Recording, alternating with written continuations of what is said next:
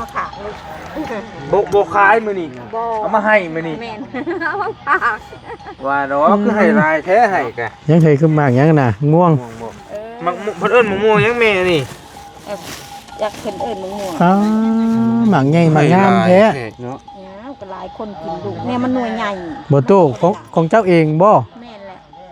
มื้อนั้นเรามาขายให้ บ่ แล้วหิวขายให้คู่นึงแหละ ขาย มื้อนี้เพิ่นเอามาให้ เอามาฝาก มาฝากพี่มื้อนี้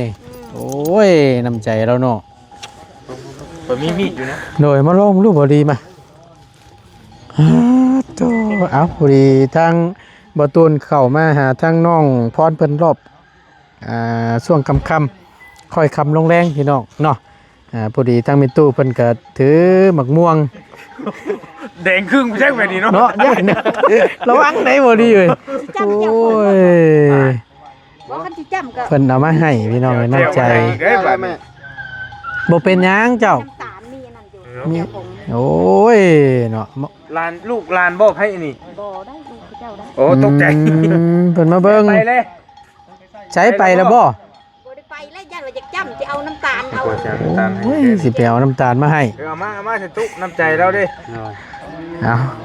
พอมื้อนั้นนั่นเราเอามาขายให้เจ้าบ่ดิ แม่มื้อเราขาย อื คู่ ม นึง บ่ คือกระบอกยาวมื้อน่ะ หมักม่วงอันนี้แหละ บ่คนละหมาก คนละสายพันธุ์กันบ่ ลองดูบ่แล้ว อ๋อนี่บ่เฮือนเราน่ะ แม่น อ๋อโดย สบายดี สบายดี เอาหลังนี่เนาะแต่ว่าอันตัวนี่ได้จะตั้งเสาใหม่นี่ได้จะ พี่ชิแม่เฮ็ดใหม่แล้วผมบ่ได้ถามว่า ฮะเป็นอะไรเคย เพื่อน ว่าได้เคย ข่อยก็บ่ค่อยผู้นึงได้กินสม ชมแห้งดีนะ แม่ ท่านบ่รังเกียจ จะลองเบิ่งเอา เป็นโบราณเกียรติกันวะ ข่อยก็ว่าผู้นึงนะข่อยมากินสมหั่นนะ อืม อันนี้ถือว่าชุดแห้ง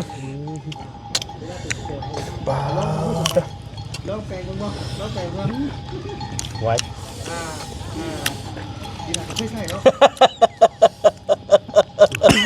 กวักเลย ตื่นเนาะรอดมันสิบอกให้ จากมืดๆนี่คือกลายเป็นแจ้งได้ ส บา ว่าง ด เลยบัดนี้ฮะ สว่างทั่วแดนดินได้บาดนี่เนาะต้องรอให้มันชุกว่าชุกถึงสิบาทอยู่ม่วงเนาะ แม่นพี่น้องแบ่งกัน นี่หมากมันยิ้มง่ำเลยเนาะ น้ำเพื่อนข่อยยังพอมีอยู่ข่อยน่ะเจ้าไปแบ่งกัน บ่ พูดแล้วสมบัติเมือง ว่าน พูด นี่ แล้ว น้องพ่อเอาให้อยู่ว่านี่ มันนี่มันม่วงไงนี่ บ่แม่นบ่ อ๋อ มันแม่น ม่วงนี่เพิ่นชื่อ อืม ต้นมะ ง่ายเราขายอย่างเด้บาทเนี่ย ม่วงมา ขายยัง ได้มา พึ่งบ่ ชื่อจิเรา มา ฮะ ชื่อจิรอ โอ้พ่อค้ารับชื่อจิรอคักลีนี่เนาะ อ้ายที่ว่าอยู่บ้านไอ้ น้อยมันน้อย บ้านน่ะ เติมหน่อย เทิมน้อยเนาะ จำอะไรบ่ เอ้าหม่องที่ว่าเฮาชื่อน้ำ แมนชื่อจังไดนี่ไอ้หาชื่อแบบไรเป็นโตเท่าไรน่ะ ซื้อ5โตพัน หาโต1,000 พัน 50โตโอ้จะได้50โต ไปขายเป็นกิโล เออ จะไปขายโตตัวแล้วเราไปขายโต เราหาล่อซื้อแถวบ้านนี่เนาะ นั่นแหละ แล้วก็มีพ่อค้าเพิ่น เจ้าคิดว่า มา ขาย นี่ ขายที่โลบ่ บ่ เปลี่ยนเบรกใช่แล้ว เบิ่งน้ำ เอาบ้องม่ว เนาะ งมี เอาไม่ให้ของม่วงพอได้กิน พอได้กินอยู่ มีอยู่บ่โดยให้โดยพี่น้องเอ้ยเราแต่งแก้วมาให้ทั้งทีมงานมาได้กินว่าซั่นหมักม่วงทั้งเมตู้เพิ่นนำมาฝาก เหมือนชมให้ดี โน่เฮ้ยใช่เคยต้นมันน่ะ พวกเราเอามาแต่ใช่ หมากงามเนาะก็บ่เพิ่นว่าขายเป็นโลนี่ค่อยว่า2หมากนี่ก็ ได้แล้วโล ฮอดแล้วนี่ 3 มา แถมหมากน้อยมีหมากนึงนี่เฮ็ด เป็นรุ่นครับ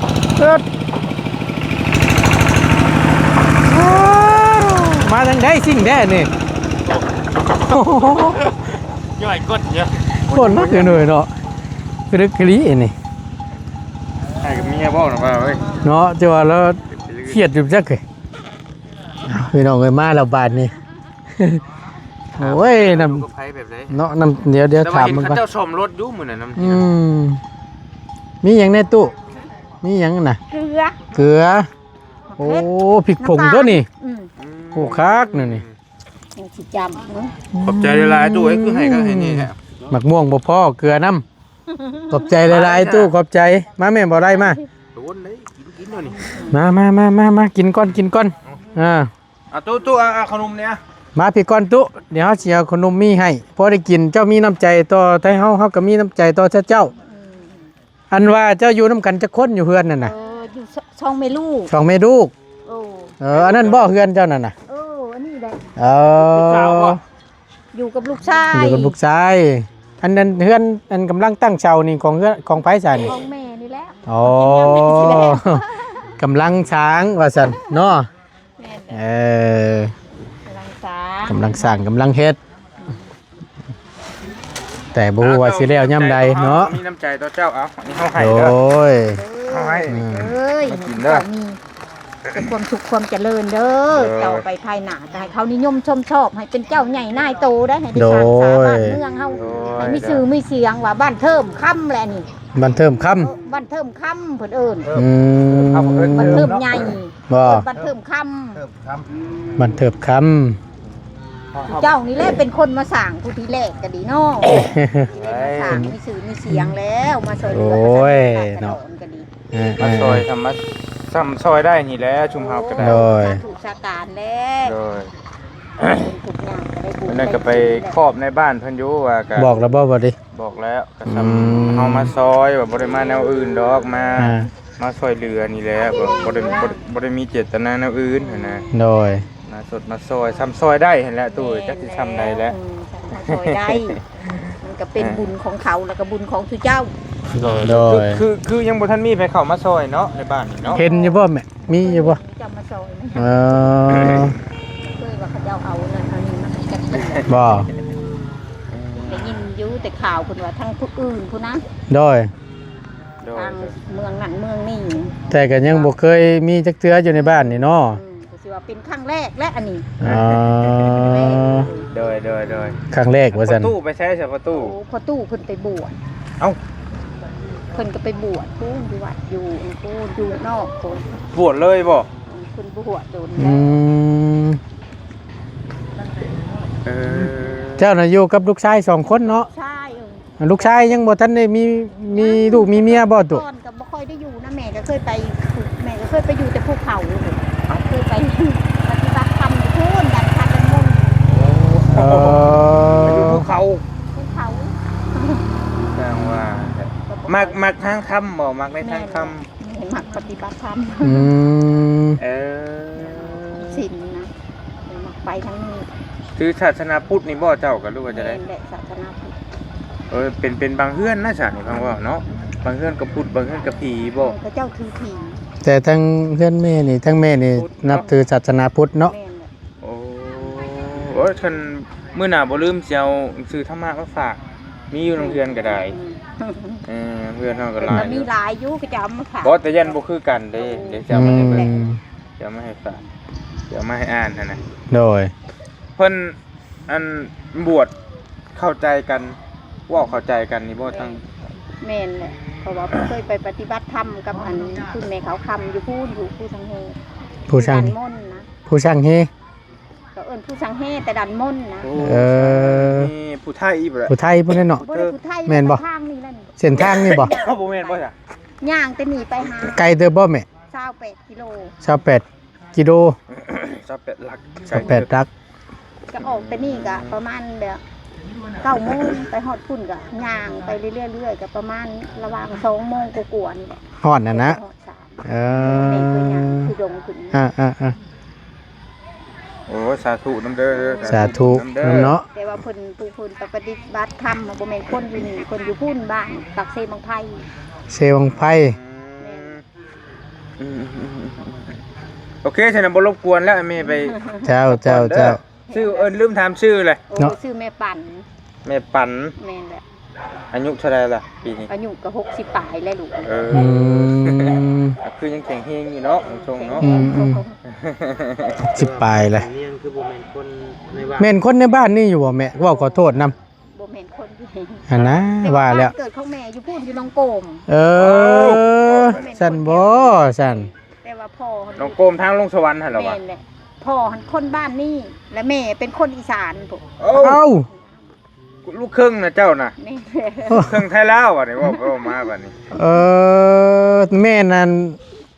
อยู่ยโสธร เอ้า อยู่จะโชว์ แม่น เบาดี ปบบ้านประตูเฮาก็อยู่ยโสธรคือกัน อ่าน งานน่ะ เท่าเฮา เออ อยู่อำเภอยังเลย เพิ่นอยู่อำเภอมหา คนละอำเภอ บ่ ไปอำเภอเรื่องนุกทา อื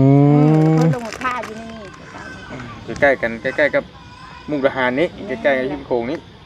แต่ว่าอาจารย์เคยรู้จักกับอาจารย์บ้านเพิ่นอยู่แถวนั้นแหละเพิ่นไปปฏิบัติธรรมอยู่ภูเขานี่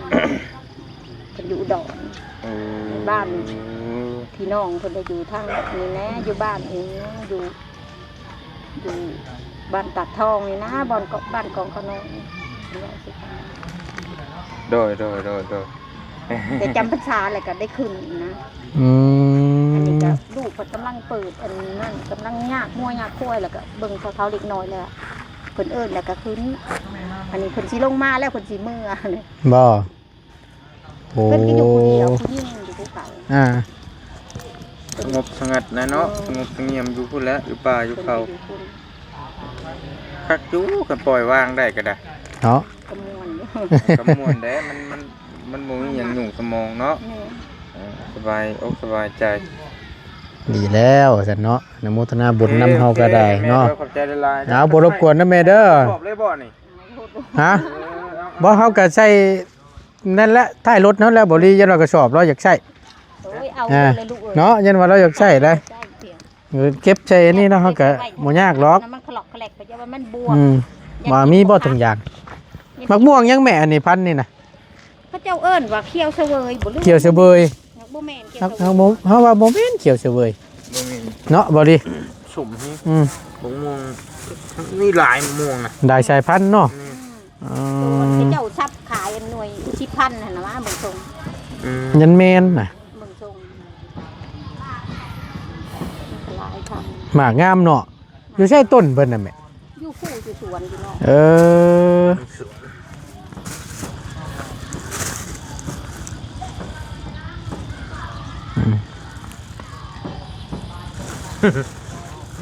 เอ๊เอากระ นี่ เป๋า มหาอยู่ได้ไปถามกินนะว่าโอ้ย ว่า บ่ได้มาแล้ว โดย เก็บ มาซื้อหนึงแล้ว2เทื่อ3เทื่อเลย อืม กลับไปกลับมาหั่น เอาขอบใจหลายๆเด้อแม่เด้อ โดย ขอบใจขอบใจ อยู่ดีมีแห้งเนาะ เดี๋ยวเราก็ใช้นะโตมัน เออ ได้ นะโดย เจ้าเจ้า โดย ก่อนพวกแม่อยู่ภูเขาก็มีแต่ไทยสวัสดิ์ไทยสวัสดิ์ บ่ที่เพิ่นขึ้นไปหานะอืมโดยระวังได้เฮ้ยเนาะ ปุ้มนี้มีนี่ก็ได้ มาสันบาทนี่พี่น้องเลยบ่ว่าลายใหญ่ห้าง ในเมื่อพ่อหน้าพ่อตากันเลยกับมีแนวสิเอาให้บอดี้อยู่พี่น้องเลย จังว่าแหละ ล้นได้บอดี้เลย เอาละ ล้นแล้ว เนื่องจากวันนี้แล้วพี่น้องเลยหมูมีโอกาสทั้งบอดี้กับลงใต้น้ำแน่ลงไปลาวใต้พุ่นแหละ โดย เฮ็ดเขื่อน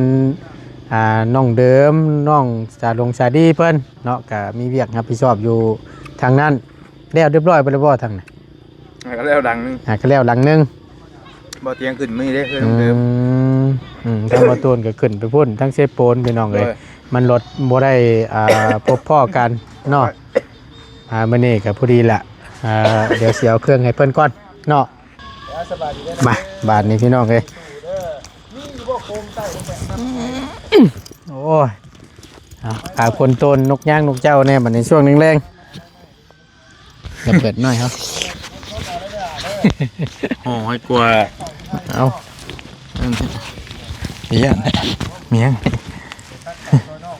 โดยขอบใจเด้อมันยังนี่ หน่อยเบิ่งเอาดิจังว่าข่อยก็บ่ได้แกะ บ่าวดี เป็นของฝากจากเอ้ยเพิ่นบ่ดีเอ้ย ซื้อข้างใน พี่น้องอาเซียนอยู่หรอกเนาะตั้งแต่พุ่นแหละก่อนๆพุ่นแหละพี่น้องทั้งเอ้ยเพิ่นมาแต่ประเทศนอกเนาะพอดีเพิ่นก็มีน้ำจิตน้ำใจมีของฝากของต้อน เอาไปป้าเลย ครับแหละโดย เอามาพี่ก่อน สวัสดีเด้อ สบายดีสบายดี โอ้โห จักจิแม่นหยังจังว่านั่น เห็นแล้ว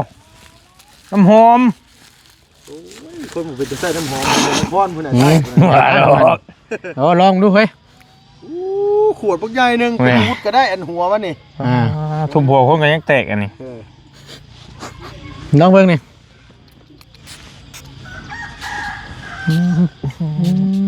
เบาดิ ซ้ำอยู่ช่างแม่ตมเนาะไอ้เบิ่งทางได้ซ้ำสร้างแม่ตมบ่ดิ เอ้ยหอมเว้ย มานี่ น้ำหอมคักกะดินี่ ฉีดเทหม่องมาแล้วได้ขี้เห่ด้วยได้ มองมันออกมาดูเลยติ โอ้โธ่ โอเค โดยสบายดี เจ้า ลุงสบายดี เจ้า เด้อ มาจะโนกผู้ใดนี่เนาะประตูนเนาะ แม่นเป็นทั้งเอ้ยใหญ่ใจะดีเพิ่นเป็นบอดี้เพิ่นก็ชื่อมาฝากมาต้อนทั้งทีมงานนี่แหละน้ำหอม โอ้โธ่ หอมเลยพี่น้อง อืมพอดีแล้วอันประกบใส่กับกินเหงื่อเฮาเอามันฮ้อนเนาะน้ำหอมนี่สำคัญเด้พี่น้องเลย ครับ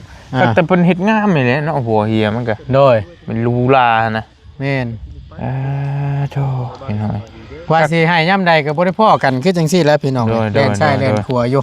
ได้หลายเด้อเอ้ยเด้อเนาะ โอ้ย อ่า ยังเดือทั้งเบาเหย้าและเบาเตียงน้องมิก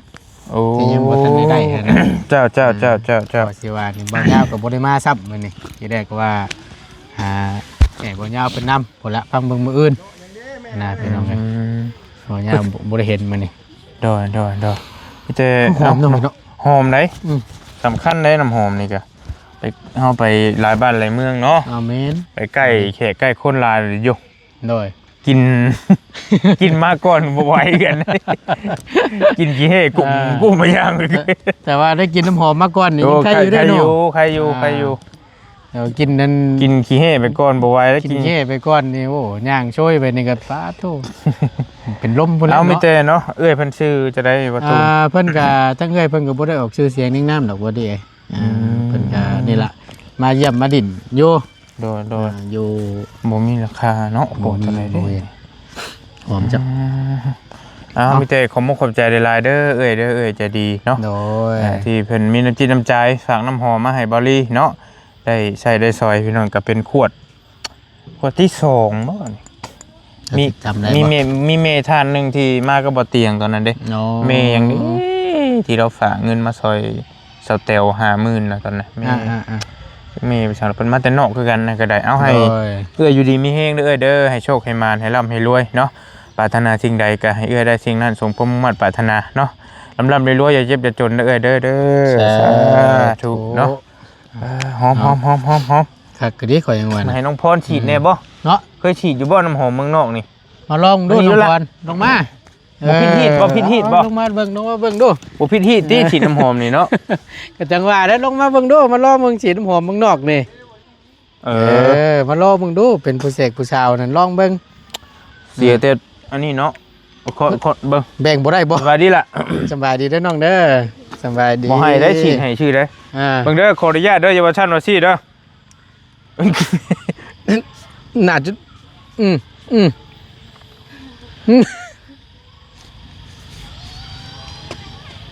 เป็นอะไรน้องฮะ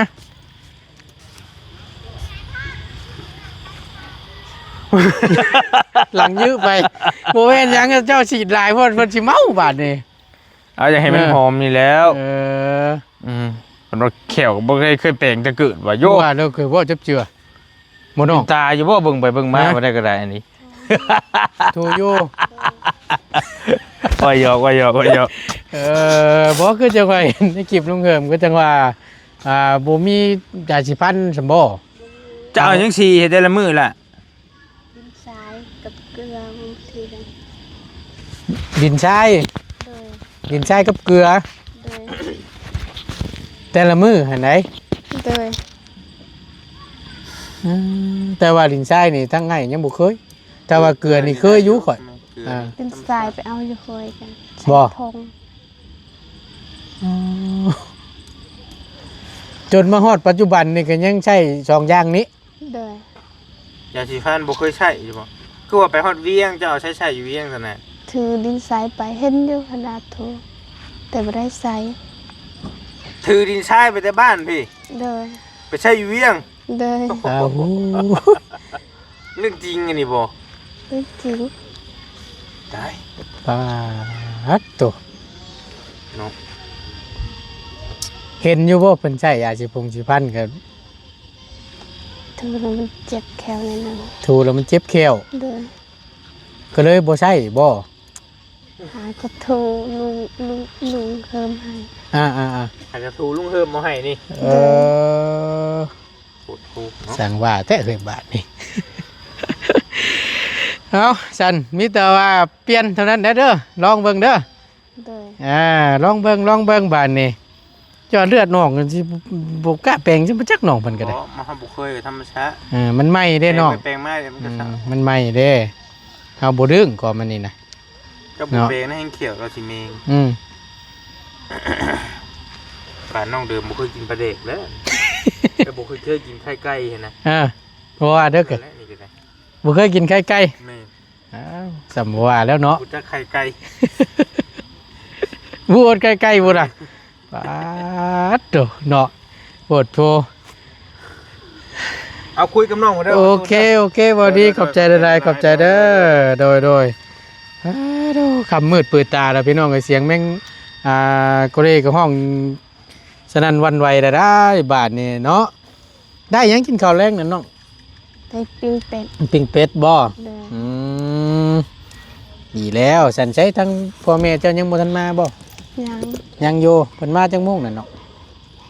สิบุญมืดแน่ ช่วงมืดๆแน่หน่อยนึง โดย ขับมากับจังซี่แล้วงมมืดอยู่แล้วนี่เนาะ โดย โอ้ยพี่น้องเอ้ยเบิ่งแน่น่ะให้ว่าจังได๋ซั่นปุ๊โอเคพี่น้องเอ้ยทั้งบ่ตูนก็ถามคนบัดนี้เป็นจังได๋แน่หลังจากอันนี้น้ำหอมมาจากประเทศนอกพุ่นได้น้องเอ้ยถามจากใจเลยหอมอยู่บ่ หอมแต่ว่าแบบเราไปใส่มันกินคิว อ๋อบ่เคยใช้จักเทื่อ ๆบ่ ตั้งแต่น้อยจนใหญ่นี่ได้ ไม่ได้ซื้อ บ่เคยใช้น้ำหอมเลย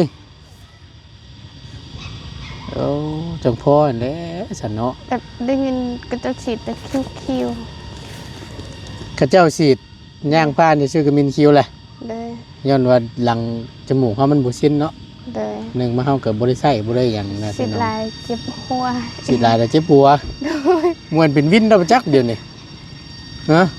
โอ้โหเป็น บ่ดีลองให้เบิ่งหนึงนี่พี่น้องเอ้ยน้ำหอมมาจากพุ่นแหละตั้งเอ้ยเพิ่นเอามาต้อนเนาะจากสหรัฐอเมริกา ประเทศนอกพุ่น ครั้งแรกได้ดิเนาะ เลย ครั้งแรกก็ดีบ่ เลย ที่ได้ฉีดน้ำหอมนี่ได้ เลย